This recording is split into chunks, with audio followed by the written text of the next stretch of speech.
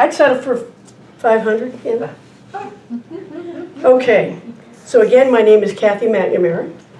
The title of my talk is The Rest of the Story. Now, storytelling in our lives it's everywhere around us, right? We tell stories that become part and parcel of who we are. And I love storytelling. I absolutely do. I was the number 3 child of 5, but for about 9 years, I was the baby in the family. I had 2 older brothers, and I was a little tomboy because I ran after them and did everything they did. Well, not everything. I didn't jump off the roof like my brother Jim. I let him do it, and the broken arm told me that wasn't a good idea. But I did love the stories and the storytelling, and I was an avid reader in those days. At the time, I was 8 years old or so, we lived outside Louisville, Kentucky, in a very rural area, and there was a big creek that ran through, and I loved going down and playing by that creek. And I read a lot of stories, and my favorite author of that time was Mark Twain, because I was Tom Sawyer. I was Huck Finn. I was going to build a raft, and I was going to float down that creek to go down to the river. That was what I was going to do. So I really started learning how to weave these stories and what they meant, and be able to, in some ways, escape into it when it's a fictional type story. And then as I got older, I started listening to more storytellers. And one of my favorites, and I think even as we got older, when Connie and I were together, we used to listen to Garrison Keillor and the Lake Wobegon days. And I could imagine us sitting on Adirondack chairs on the deck by the lake with my family and friends and going through all those stories. And he was such a wonderful storyteller because you could sit there with your eyes closed and see the pictures that he painted with his words, with his storytelling. Now, I was about 17 years old. I was living with my grandparents, my Irish grandparents. And my grandfather and my grandmother loved listening to the radio. And they listened to one of the most famous broadcasters of all time. My grandfather used to call him the great huckster, Mr. Paul Harvey. Some of you remember Paul Harvey. I loved him. Paul Harvey was amazing. Hello, Maria. So Paul Harvey was amazing. And if you recall, Paul Harvey always ended his talks with, and that's the rest of the story. So that's how I kind of developed the title for this, because we all have our stories, but we have the rest of our story. And we need to kind of figure out what that looks like. And we grew up with stories. We grew up listening to Bible stories. As a young child, believing that the Bible was rock solid, that's the way it really was. I was just dumbfounded how Noah could get all the animals, 2 by 2, hippopotamus and kangaroo, remember that song, up onto them, bones gonna rise again, how they could get all those animals into an ark. And then how could Jonah really live in a whale for 3 days? I mean, but these are stories I remember as a child, and I absolutely loved listening to these stories. And and as kids, we listen to our parents and our grandparents, and sometimes we hang on their very words. Listening to my grandparents relate stories when they were young and in Ireland. And my grandfather was quite an equestrian, so he had all these wonderful stories of where he was just a little tyke and learned to ride by climbing up on a tree and jumping bareback on a horse and holding onto the mane. I mean, these are the things. I hung on those words. Oh, that's great. Yeah, these stories are part and parcel of who we are. They really, really, truly are part and parcel of who we are. When I can remember when I was living with my grandparents, I was 18, going on 19 at the time. I tried college for a bit, wasn't doing well. That wasn't going to be my path at that point in my life. I was going to a couple of different jobs, and I was flailing. I was floundering. I didn't really have any firm basis upon which to start what I thought my future should be. And at this point, I knew I needed something. I was smart enough to realize I can't continue to live my life this way. I need to do something that's a little bit more grounded. I gave it a lot of thought, and I went home one day and I looked at my Gram and I said, Gram, given this a lot of thought, I think I need to enlist in the armed forces. Gram gave me one of those. This was her signal, giving it very serious thought. My grandmother says, well, no, darling, the armed forces, I just don't know. But your brother and your father were both in the armed forces, so that may not be such a bad idea. Now, your father, he was a Marine, And he was a very good Marine, and they look so nice in uniforms. But you know, they're so rough and tough. I don't think we want to put you into the Marines. So I wasn't going to enlist. She was going to put me in to whatever branch of the service. So the Marines were off the table. She was picking it out for you. My grandmother was going to pick it out for me. She now, you know, your brother John, he was in the Air Force. And I remember he had a close call when he was up in one of those airplanes. And you know how I feel about flying. So the good Lord didn't give you wings to fly. And even though you look good in that color blue, we're not putting you into the Air Force. Because that's not a safe place for you to be. But you've got green eyes. And we need to put you in something where you'll be wearing green. Let's talk about the Army. We'll put you into the Army. Because, you know, the green in your eyes, it looks so good. And I'm looking at her in awe that she's making, that this is her path of logic. And she says, but they carry big guns. And you're a wee bit of a thing, so we can't put you into the Army. Because they make you carry a big gun, and I would not like that at all. So, I guess we're going to have to put you into the Navy. But then that's okay, because, you know, I've seen you're quite a good swimmer. So if you're on a boat and something happens, I'm not going to worry, because you're quite a good swimmer, and you look so good in the navy blue. So honest to goodness, Scouts Honor, my friends, that is how the decision was made for me to go into the United States Navy. And that's a story that I've taken with me, and I'm going to be 71 in December, so that's, 51 years of memory for me. Oh, wow. That of the storytelling, and my grandmother could just weave yarns like you wouldn't believe. But that is part and parcel of who we are. And sometimes it's stories that we are told we grasp a little too much. I went to school with a kid named Jay Dolan, and Jay in 8th grade was struggling with math. And I really didn't understand why, because everybody hated the kid because he was so smart. He was the one. You know, the teacher, anybody know? And Jay's hand shot it before we even knew what the question was, because we knew he knew it. But he thought in his head, because everybody in his family had never done well in math and science, that he wouldn't do well in math and science, because that's the story that was told to him as he was going along. And so I sat down with Jay, and I was always very good at math. And I sat with Jay, and we worked through it, and he said, he realized, and we were sitting there one day in a study hall, and he goes, I got it. I got it. He had that aha moment where it made sense all of a sudden. Jay went on to become a nuclear physicist in the Tennessee Valley programs. I mean, it was just amazing.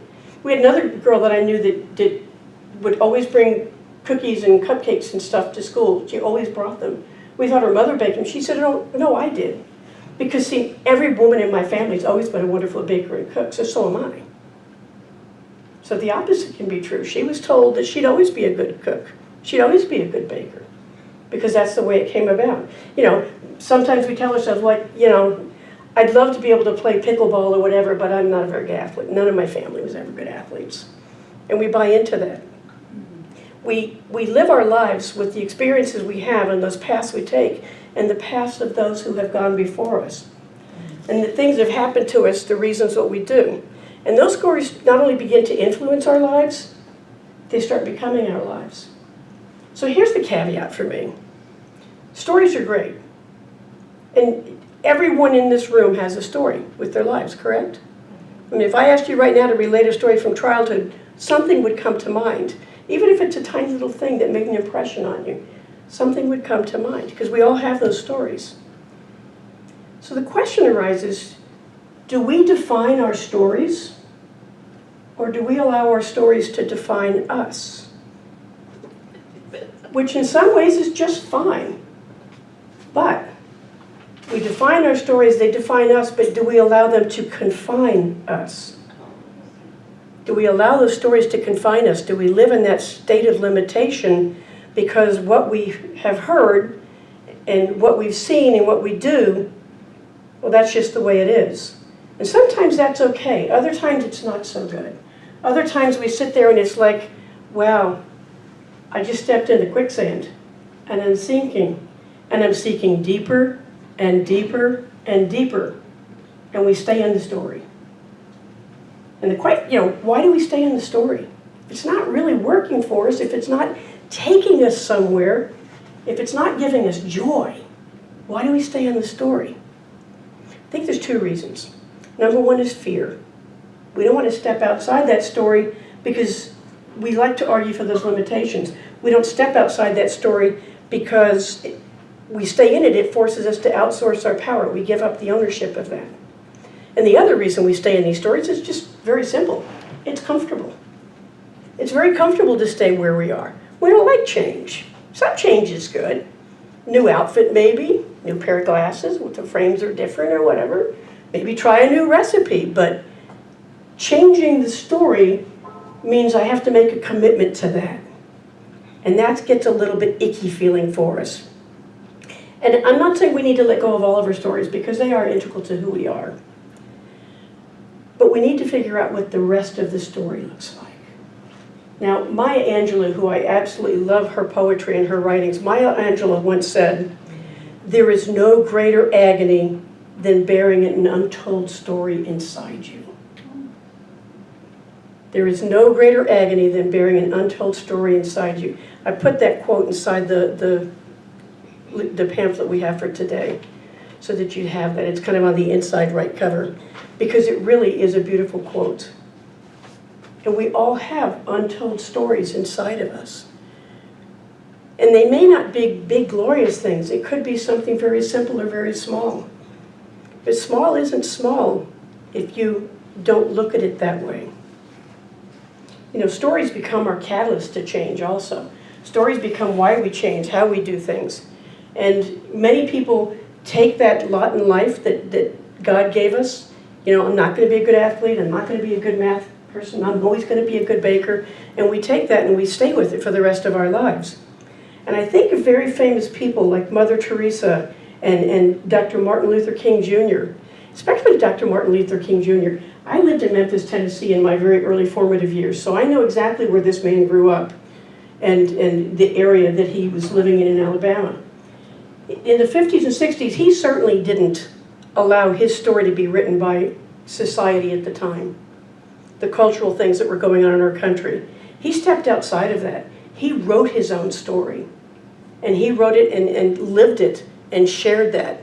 And so I think of people like that, and my lips to God's ears wish I could ever have had that kind of an impact on people. But each of us in this room, as we sit here, we are influencers in our own way. India influences us with her music. Every one of you influences me when I come and have the honor of speaking with you. Every one of us is an influencer in someone's life. The thing that we have to remember with the rest of the story is not to argue for the limitations, but to break free from them. And to remember that we are, and I've said this last time I was here, and I will always say this, Maria's come to us from New Braunfels, she's heard me say it many times. We need to remember not just who we are, but whose we are. We are children of God. We have divine birthrights. We have entitlements. We have a responsibility to use this and to use this well. And we're never alone in our decisions of these stories that we live. We are never alone because our strength comes from within. Our strength comes from God. And it's really easy for me to stand here and tell you all these things. We need to do this, we need to do that, right? But how do we do it? Because like Kathy can stand up here and talk all day and give you all kinds of things that we should do. But how do we step forward and do it? That's the thing. How do we step forward on this path and do all the things that we hear and we say we want to do? Well, I think we're already doing it because we're here today. We showed up. We showed up today to be together, to be in fellowship, to learn from one another, and to share the fact that we are on our own paths, that we are on our own stories. We're smart enough to know that this isn't something that we're going to do alone. And it's not where we start that story, it's where we take it. We have to be willing to take the pen and put the period on the end of the sentence today and turn the page for tomorrow. And put that pen to paper and start anew and start doing it again, over and over again, the rest of our story. You know, when you buy a ticket in the lottery or a raffle ticket, you don't really have to show up to win the prize most of the time, right? Right. You buy the ticket, you don't have to show up. Well, it's a whole different thing with the universe, guys. It's a whole different thing with the universe. We have to show up. We have to be present. We have to be present in this moment. Because every moment in our life is a defining moment. So we have to be present to show up and win that lottery with the universe. And when we're not present, that's when we sometimes fall asleep. You know, I'm not saying take a nap, but we do kind of fall asleep a little bit, and that's when we become maybe spiritually flat. And we know that we need to become present, be present in the moment. You know, God provides the soil, but we've got the seeds, and we have to sow them, and we have to decide what we want to grow in our garden. And what you planted yesterday, if it's not growing the way you want, throw some new seeds out. You're not stuck with what you had before. God gives us the opportunity to do anything we want with our stories.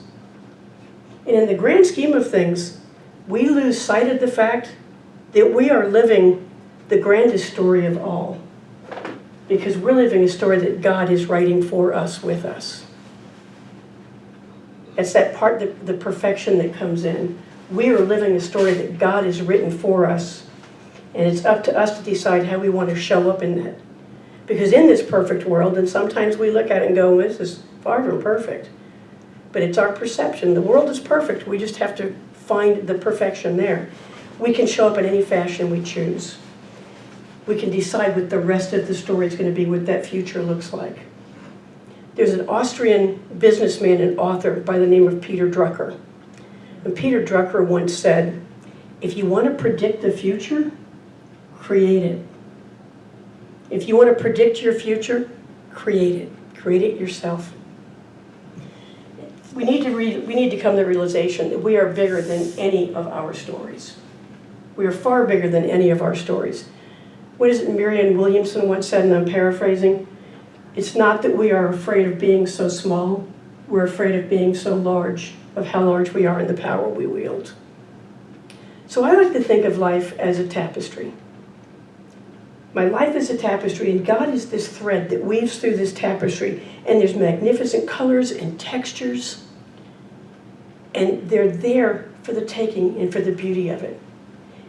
And the really, really special part of this tapestry is we have been invited to sit at the loom together and weave that tapestry with God weaving through each and every one of us. Sit at your loom, release any limitations and obstacles, and enjoy the beauty of you. Now, I saw this great t-shirt when going through Facebook and stuff. I saw this t-shirt, and it's a t-shirt that says, God isn't finished writing the rest of your story. Stop trying to steal the pen. And I laughed and I thought, well, that's just so wonderful. And then I thought, no. I'm holding on to that pen. I'm holding on to that pen firmly, because I'm going to continue to write the story with God and co-create the rest of the story. Thank you very much. So I'd like to just do a